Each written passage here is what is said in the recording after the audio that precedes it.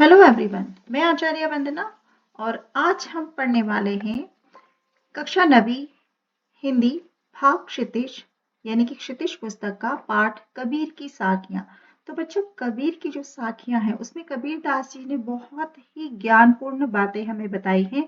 हम सभी जानते हैं कबीर दास जी जो हैं वो एक भक्तिकालीन कवि रहे, ज्ञान मार्गी कवि रहे, जिनकी साखियों से, जिनके पदों से, जिनके दोहों से हमें हमेशा ही ज्ञान के लिए मार्ग मिला है। तो चलिए शुरू करते हैं, क्या दिया जा रहा है कबीर की साखियों में। तो यहाँ कबीरदास जी कह रहे हैं कि मान सरोवर सुभर जल हंसा केली कराही, मुक्ता फल मुक्ता चुगे अब उड़ी अनत न जाही। तो यहाँ पर कबीरदास जी हमसे ये कहना चाह रहे हैं कि मानसरोवर झील जो है वो जल से लबालब भरी हुई है ना। मानसरोवर झील का हम सभी जानते हैं हिमालय पर, तो मानसरोवर झील जो है वो जल से लबालब भरी है, उसमें हंस क्रीड़ा कर रहे हैं, है ना। हंसा केली कराही यानी कि हंस जो है इसमें क्रीड़ा कर रहे हैं, मीन्स खेल रहे हैं। वे मोतियों को चुगते हैं तथा ऐसे आनंददायक स्थान को छोड़कर कहीं और नहीं जानते। यानी कि वो उसी सरोवर में रहते हैं और वहीं पर वो मोतियों को चुगते हैं और ऐसे आनंददायक स्थान को छोड़कर वो कहीं भी नहीं जानते हैं। तो यहाँ पर कबीरदास जी कह रहे हैं कि मन रूपी सरोवर जो है हमारा, है ना, हमारा जो मन रूपी सरोवर है वो आनंद रूपी स्वच्छ जल से भरा हुआ है। हमारा जो मन है वो सरोवर की तरह है और आनंद रूपी स्वच्छ जल से भरा हुआ है। उसमें हमारी जो जीवात्मा है वह हंस के रूप में विहार करते हैं। वे आनंद के मोती चुगते हैं और इसे छोड़कर अन्यत्र नहीं जाते हैं। अर्थात हमारे मन में ही ईश्वर निवास करता है और उसे ढूंढने कहीं और जाने की हमें आवश्यकता नहीं है। तो यहाँ कबीरदास जी कहना चाह रहे हैं कि जिस तरह मानसरोवर झील जो है स्वच्छ जल से भरी है और उसमें हंस जो है वो क्रीड़ा करते हैं, उसे छोड़कर वो अन्य स्थान पर नहीं जाना चाहते, उसी तरह से हमारा मन जो है वो स्वच्छ जल से भरा हुआ है और हमारी जो जीवात्मा है वो हंस के समान उसी मन में क्रीड़ा करती है। और वहाँ जो है जिस तरह हंस मोती चुगते हैं वैसे ही हमारा जो मन है वो ईश्वर को भगते हुए, ईश्वर की जो भक्ति है उसे भजते हुए हम प्रसन्न है। तो हमें ईश्वर को अपने मन में ही खोजना है, अन्य स्थान पर नहीं खोजना है। अब आगे कवि कह रहे हैं यहाँ पर कि प्रेमी ढूंढत मैं फिरा प्रेमी मिले न कोई, प्रेमी को प्रेमी मिले सब विष अमृत होई। तो यहाँ पर कबीरदास जी कहते हैं कि मैं सच्चे ईश्वर प्रेमी को ढूंढता फिर रहा हूँ, है ना। प्रेम तो सभी करते हैं लेकिन सच्चे ईश्वर प्रेमी को जो जो बाह्य आडंबरों से दूर हो, जो सच्चा ईश्वर का भक्त हो। तो कबीरदास जी कह रहे हैं कि मैं सच्चे ईश्वर प्रेमी को ढूंढता फिर रहा हूँ, पर मुझे ऐसा कोई प्रेमी नहीं मिला जो ईश्वर का सच्चा प्रेमी हो, है ना। सच्चे प्रेमी को ही ईश्वर मिलता है, क्योंकि आप सच्चे हृदय से ईश्वर को भजोगे तो ईश्वर भी आपके ऊपर करुणा करेंगे। तो कह रहे हैं कि सच्चे प्रेमी को ही ईश्वर मिलता है और जब ऐसा होता है तब मन की सारी बुराइयों का विष जो है वो अच्छाइयों का अमृत बन जाता है ना। जब हम सच्चे हृदय से ईश्वर को भजते हैं तो हमारे अंदर की जितनी भी बुराइयां हैं वो सब अच्छाई में बदल जाती हैं। तो कहा जा रहा है कि उससे अद्भुत आनंद की प्राप्ति होती है जो सच्चे दिल से ईश्वर को भज लेता है। अब आगे कवि कह रहे हैं, हस्ती चढ़ाए ज्ञान को सहज दुलीचा डारी, स्वान रूपी संसार है भूकन दे झक मारी। तो यहाँ पर इन पंक्तियों में जो है हम सभी जानते हैं जैसे कि कबीरदास जी वो ज्ञान मार्गी कवि थे, तो उनका मानना है कि समाधि जो है वो है ना, सहज समाधि का दुलीचा हमें बिछा करके ज्ञान के हाथी की सवारी करनी चाहिए, है ना। मतलब कि हमें मेडिटेशन करना चाहिए, हमें ध्यान लगाना चाहिए और हमें उस मतलब ऐसा एहसास होना चाहिए हमें कि हम ज्ञान के हाथी की सवारी कर रहे हैं। जब कोई व्यक्ति हाथी की सवारी करता है तो वो सबसे ऊंचा होता है, एक आनंद में हाथी चल रहा होता है और उस सवारी का आनंद ही अलग होता है।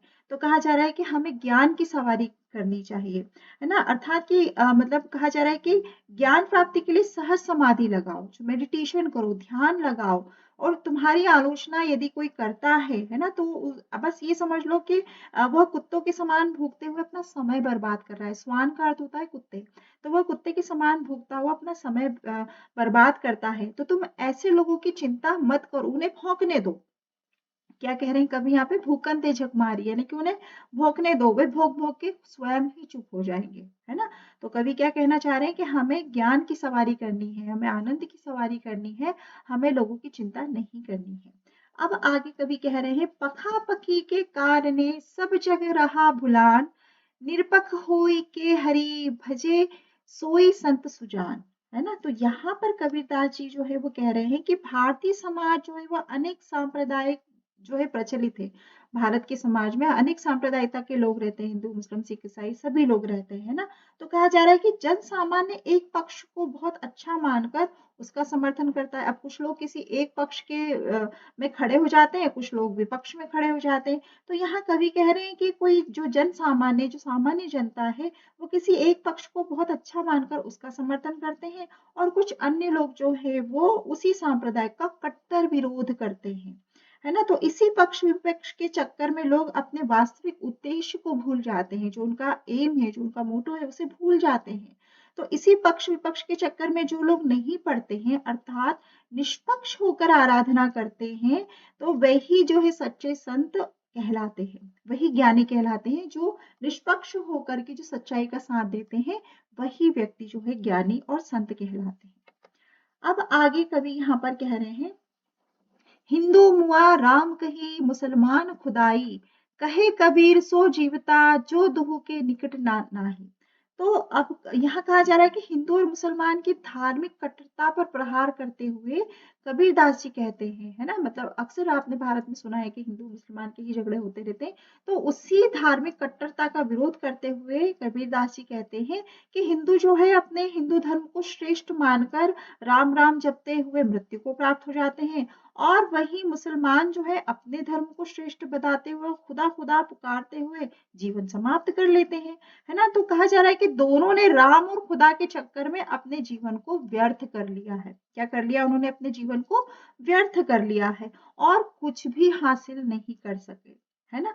तो यहाँ पर कवि उसी व्यक्ति का जीना सार्थक बता रहे हैं जो राम और खुदा के चक्कर से ऊपर उठकर ईश्वर की भक्ति करता है और अमरता को प्राप्त करता है। यानी कि वो किसी भी धर्म में अगर वो पैदा हुआ है, लेकिन वो सभी धर्मों को समान रूप से देखे और समान रूप से उनका सम्मान करे, ना तो किसी की बुराई करे और ना किसी की भलाई करे। है ना। मतलब भलाई करे इन द सेंस कि भलाई तो उसे सभी की करनी है, सिर्फ एक ही पक्ष होकर निष्पक्ष होकर वो हर धर्म का सम्मान करे, और तो तभी वो व्यक्ति जो है अमरता को प्राप्त होता है और ईश्वर का सच्चा भक्त कहलाता है, जो इन आडंबरों से दूर होता है। ठीक है। अब आगे कवि कह रहे हैं, काबा फिरी काशी भया राम ही भया रहीम, मोठ चून मैदा भया बेठी कबीरा जीम। तो यहाँ पर जो है कविता जी ये कहना चाह रहे हैं हमसे कि धार्मिक संकीर्णता में फंसकर काबा और काशी तथा राम और रहीम में अंतर जो है वो समझता था। अब कबीर खुद यहाँ कह रहे हैं कि मैं खुद भी, है ना, धार्मिक संकीर्णता में फंसकर, धार्मिकता की जो सोच है उसमें फंसकर तो काबा और काशी तथा राम और रहीम में अंतर समझता था, जबकि उनमें कोई अंतर नहीं है ना। तो कहा जा रहा है कि किंतु धार्मिक संकीर्णता से जब मैं ऊपर उठकर मैंने सोचा तो हिंदू और मुसलमान के धार्मिक स्थल काबा और काशी में मुझे कोई भी भेद जो है वो नजर नहीं आया। राम और रहीम का नाम एक समान ही पवित्र बन गया है। ठीक है ना। अब जब कबीरदास जी को जब ज्ञान प्राप्त हो गया तो उन्हें ये चीज समझ में आ गई कि राम भी वही है और रहीम भी वही है। वो तो सिर्फ लोगों ने उन्हें बांट रखा है ना। तो दोनों का ही नाम समान रूप से पवित्र है। अब तक मैं, अब लेखक यहाँ पे मतलब जो कवि है वो कह रहे हैं कि अब तक मैं जिससे जिसे मोटा आटा अर्थात खाने योग्य अयोग्य समझता था, है ना, मोटा चून मैदा, तो कहा जा रहा है कि अब तक मैं जिसे मोटा आटा समझ करके उसे न खाने योग्य समझता था, तो वही आटा अब मुझे मैदे के समान बिल्कुल बारीक सा लग रहा है और अब मैं उसे खाते हुए आनंद उठा रहा हूँ। यानी कि मुझे ज्ञान प्राप्त हो गया है, मुझे पता चल गया है कि राम और रहीम एक ही है, उनमें कोई अंतर नहीं है और हमें सभी धर्मों का समान रूप से सम्मान करना चाहिए, तो तभी हमें आनंद की प्राप्ति हो सकती है। अब आगे जो है कबीरदास जी कह रहे हैं, ऊंचे कुल का जन्मिया जे करनी उच्च न होई, सुबरन कलश सुरा भरा साधु निंदा सोई। तो कबीरदास जी यहाँ कह रहे हैं कि कोई भी व्यक्ति केवल अच्छे परिवार या अच्छे खानदान या ऊंचे कुल में पैदा होने से महान नहीं बनता है ना। इसके लिए उसे अच्छा कर्म करना पड़ता है। तो कर्म अच्छा कर्म जब वो करेगा तभी वो महान बन पाएगा। तो व्यक्ति सिर्फ ऊंचे कुल में जन्म लेने से नहीं बल्कि अपने अच्छे कर्मों से महान बनता है। तो सोने जैसी अत्यंत मूल्यवान जो धातु है ना, अगर सोने जैसी जो अत्यंत मूल्यवान जो धातु है, तो अगर वो उस धातु के अंदर उस धातु से बने जो पात्र है, मान लो कि सोने का कोई कलश है, सोने का कोई कलश या कोई गिलास है, उसके अंदर अगर शराब भर दी जाए, है ना, मदिरा भर दी जाए, तो वो पात्र तो अपवित्र ही कहलाएगा, है ना। तो यहाँ पर जो है उस पात्र की निंदा ही की जाएगी, है ना। तो कहा जा रहा है कि सोने जैसी अत्यंत मूल्यवान धातु से बने पात्र में यदि शराब भर दी जाए तो भी साधु सज्जन उसकी निंदा ही करेंगे, कभी उसे छुएंगे नहीं, चाहे वो कितनी मूल्यवान हो सोना, है ना, लेकिन उसके अंदर शराब भरी है तो वो निंदा के ही लायक है। तो स्वर्ण पात्र में शराब भरने के कारण वह पात्र जो है वो निंदनीय हो जाता है। तो हमारा शरीर भी जो है वो एक स्वर्ण की तरह है, और उसके अंदर अगर हम गंदे विचार रखेंगे तो वो हमारा जो शरीर है वो किसी काम का ही नहीं रहेगा, है ना, उसकी तो तारीफ होगी ही नहीं। तो कहने का मतलब है कि हमारे गुणों की तारीफ होती है, हम कितने ही ऊंचे कुल में जन्म ले लें उससे कोई अर्थ नहीं है, सिर्फ अर्थ है तो हमारे गुणों का और हमारे अच्छे कर्मों का अर्थ है। ठीक है बच्चों, तो ये था हमारा पाठ कबीर की साखियां। तो मुझे उम्मीद है आपको बहुत अच्छे से समझ में आया होगा। थैंक यू सो मच बच्चों।